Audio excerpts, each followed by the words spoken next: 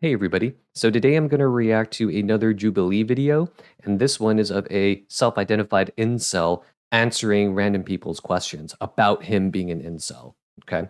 So I'm going to react to the video first, and then I'm going to give you my final thoughts at the end. Let's check it out. If you could summarize your opinion towards women? Like what I think of them? Yes. I do think they are very important, but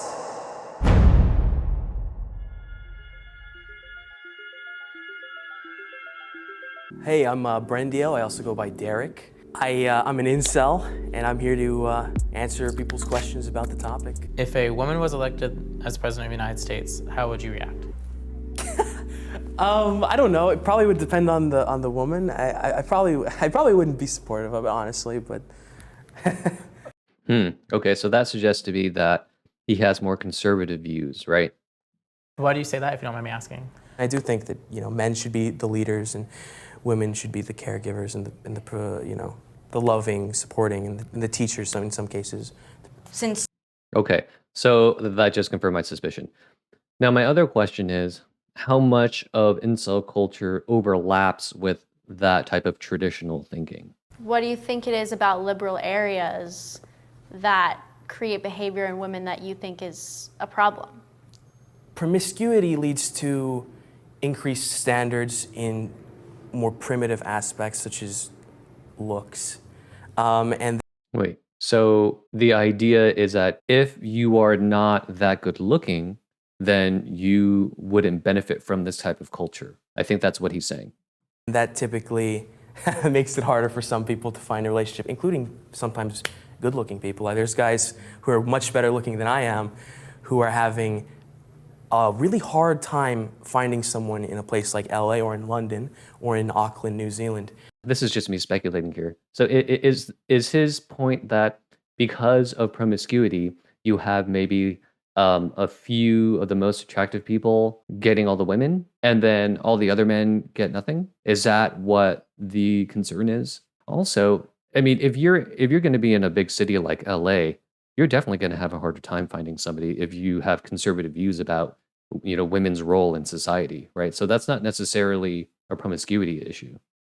But they probably would have a perfectly fine time finding a woman somewhere else. So you think that promiscuity is the problem, and if people were more monogamous and more withholding, that would sort of fix society?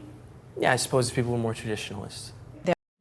Okay, so then okay, wait, I'm just trying to understand this. So if people are monogamous, then the idea is that everybody's going to have a partner, right? It would be like a 1-to-1 ratio.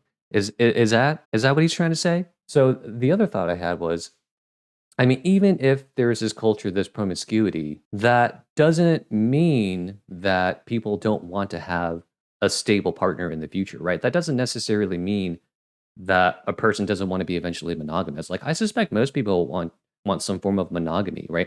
Like, maybe they're more promiscuous when they're younger, but then as they get older, they want something stable, right? They want a long-term relationship. So in the long run, it still might be, kind of closer to this 1-to-1 ratio. Was there like a pivotal moment in your life, like a straw that broke the metaphorical camel's back? It's constant years of rejection, no matter who the person was, constant years of rejection in other aspects of my life. It did kind of push me towards more, I suppose, radical beliefs, but I suppose they're only like radical, but they're more just old beliefs, really. No, it sounds like I had another like metaphor, like death by 1,000 cuts. It's not like one pivotal moment, but it sounds like a bunch of things built up over time. Yeah. I mean, rejection does suck. Anybody who's been rejected knows what that feels like. One of the common criticisms about the incel community is that you feel entitled to sex or intimacy. Do you believe that you deserve sex or intimacy from a woman? I think everybody at some level deserves someone that loves them and, respects them, as long as you are also loving and respectful towards that person. They're an equal. You're not like seeking someone beyond yourself. You don't have like too high standards, I suppose. I think people would agree that in general, people are deserving of respect and maybe love to some extent, right? I don't know if you want to say that everyone is deserving of romantic love, right? That everyone deserves to have a romantic partner. Not so sure about that. You know, If you can tell the world about something about being incel that, that may not be in the internet or that's overlooked heavily, what would it be? I don't know. I think it's mostly that most of the men are not inherently bad people. A lot of them are Okay. just lonely. They just need some help, really. Okay. You don't want to be an incel? No. Why not? Well, I mean, it's part of the whole involuntarily thing. I mean, you want to try and escape it. You want to be something better. You know, you want to get a wife, get a girlfriend, get someone who loves you, spend your life with them, and be happy. And What's one So that makes sense, right? They don't want to be incels. They want to find a partner. They want to find love, have a family. That's great. I think a lot of people want the same things. I think where the trouble is your version of what better looks like, right? I think there is a couple of ways to think about it, right? There's like better in terms of self improvement, like you want to better yourself, right? And then there's the I want a better society, or I think society needs to change in this way. And those two things might conflict in terms of achieving your goal of getting a partner. All right, so here are some final thoughts. I fear that being in that culture radicalizes you, right?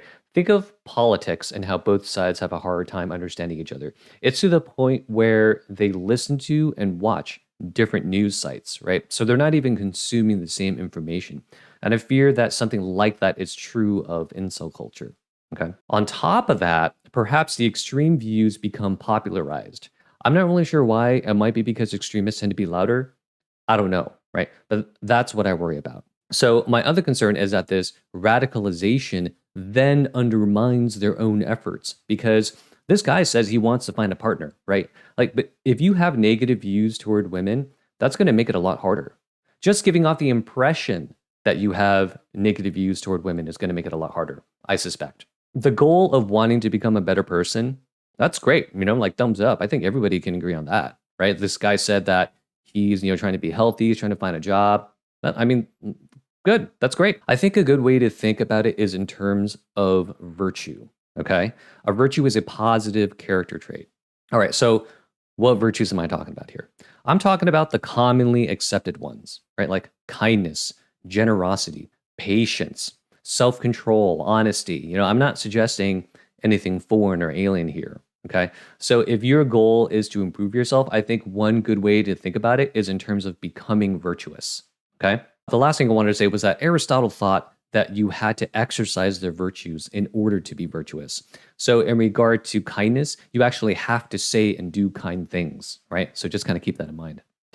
All right. Well, I'm going to end it here. I hope you guys found it interesting, and I'll see you all next time.